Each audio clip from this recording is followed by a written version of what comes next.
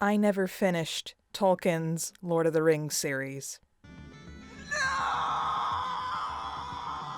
I tried reading the books, finished the first, and couldn't find the strength to continue. Tried listening to the audiobooks. That was a mistake. Even when I watched all the movies, still got bored. Before you get on my case, believe me when I say that I wish I could get into the whole Middle-earth fandom. And I don't think any more or less of people who do get Tolkien. Tolkien's writing style is hard to get into. One of my more bookish classmates in high school couldn't even finish The Hobbit for a book report, and that was a book meant for children. Must have been something with the genre at the time. I can only get into Tolkien and C.S. Lewis's children's books. Their adult sci-fi and fantasy books are challenging reads. I'm just saying, you'll have to forgive me when I say I didn't understand all of the Lord of the Rings references in Andrew Hussie's Homestuck until much later. Especially when it came to the rings. In Homestuck, the Prospitton and Dursite queens have rings connected to the player's pre-entry prototypings, granting Carapatians similar appearances and powers to the Colonel sprites when worn. The two rings are references to the one ring to rule them all, from The Lord of the Rings. I literally didn't get the connection until the rings were about to be tossed into the volcano. This is partially because of my previously stated lack of knowledge about Middle-earth, and partially because I am so dang stupid. Oh, the ring and the finger were cut off with Dave's sword. The ring was found in the river by WV? That was lucky. And he keeps it for hundreds of sweeps too. That's wild. The rings give life and make you invisible? Sweet. Lol, Tavros called the ring his precious, like it's the One Ring or something. Wait a minute. That said, the Queen's prototyped rings in the beta session are weak references to the One. Absolutely shameful, just pale in comparison. Not to mention the fact that there are two of them. Jen, you red-faced breathless beauty, there was more than one ring in Lord of the Rings. Yes, but none were like the One Ring. The One Ring has no rival, that's why it's so dangerous. It powered all the other lesser rings, turning men into ring wraiths, causing greedy dwarves to get eaten by dragons, and the three elven rings kept all magic from disappearing from Middle-earth completely until the one was eventually returned to the fire where it was forged. Man. Am I a fan of The Lord of the Rings? Now look at Homestuck. The humans and trolls couldn't even use the prototyped rings. Fast forward to post-game, and the magic keeping the god tier powers in the sprites in play still works. But not for the Carapatians. One of the only things the One has in common with the beta rings is that, with their destruction, the Carapatians lose their power, their longevity, and the right to rule. It's now the age of the players, much like how the end of magic leads to the age of men. But the players still have magic. But what exactly does the One Ring do? Glad you asked. It's actually more complicated than it seems. The One had 3 powers. 4, depending on the bearer. Invisibility, extended life, and delusions of grandeur based on your level of threat. Unless you're Sauron. Technically put, the ring slips its wearer into the intangible spirit world. The wearer cannot be seen by physical beings, but can be seen very clearly by beings in the spirit world, like the ring wraiths. One doesn't even need to wear it for the ring to give an extended lifespan. The ring extends the life of its founder in order to increase the likelihood of corrupting them. The longer it's around you, the greater chance you'll do what it wants.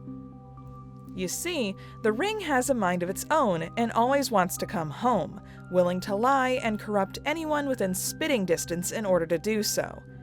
Those who wear it are convinced they are the Chosen One, trademark, who can totally defeat Sauron and rule the world, drawing the wearer to Mordor, and ultimately to an early grave. Hobbits, being tiny and meek, are not as easily corrupted as the other races of Middle-earth, which is why they make great ring-bearers. Yes, even Smeagol can be considered an exceptional ring-bearer. Let that sink in. The only ones not tempted by the ring were Sauron himself and Tom Bombadil. But that is a whole other bushel of crazy that we're not touching on. Nope, no siree. Now with Sauron, the ring gives ultimate power, namely through mind controlling anyone other than the masses of orcs and other evil creatures that he already has at his disposal. Specifically, the One Ring allows Sauron to control the wearers of the other rings.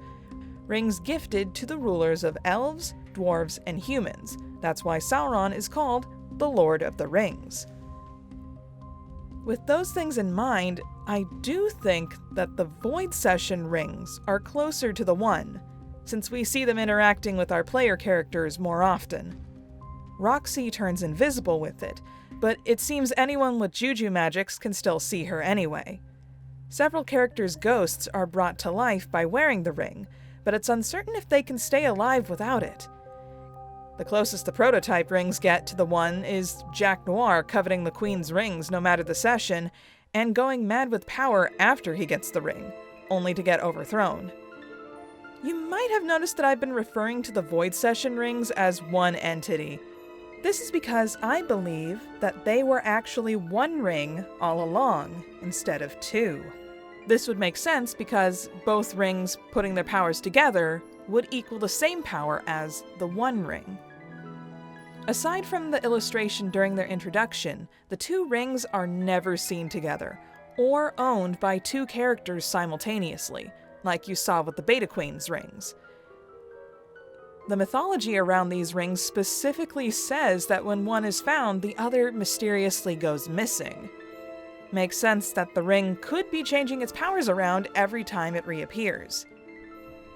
What I found most compelling for this has to do with where the rings eventually end up. The life ring is given to Calliope, while the other is found by Celeborn.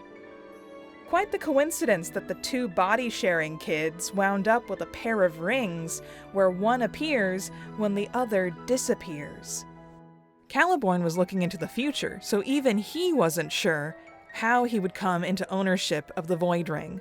Though, since Roxy was the last to have the ring, it wouldn't surprise me if during her time in Trickster mode, Roxy found a way to give it to the Cherub, just like she did with Calliope. Considering the Cherub kids were two sides of the same body, I assumed, once upon a time, that somehow, somewhen, a Celeborn would end up taking over Calliope's half-consciousness once again, and the life ring would shift to the Void Ring, much to the reader's shock.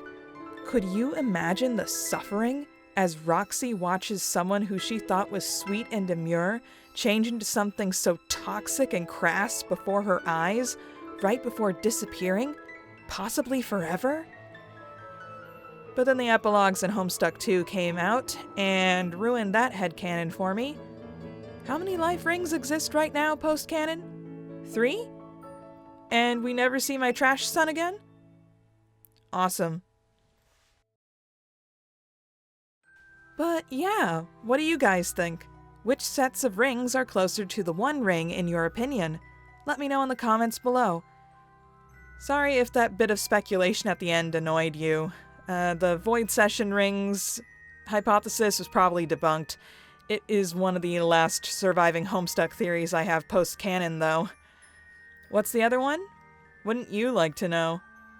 But seriously, it's about dead tier Calliope, and it is less debunked than the previous one. You might even say it wound up canon. But that's a story for another time. Lastly, check to make sure you're subscribed, since YouTube likes to remove subscribers every now and then. And consider becoming a Patreon supporter. And I will see you all next time. Bye! Hey there. Consider becoming a patron, just like the phenomenal Bleed Red, Alexander Madeline, Uranium Coffee, Ryan Nelson, Runda, and cloudy days.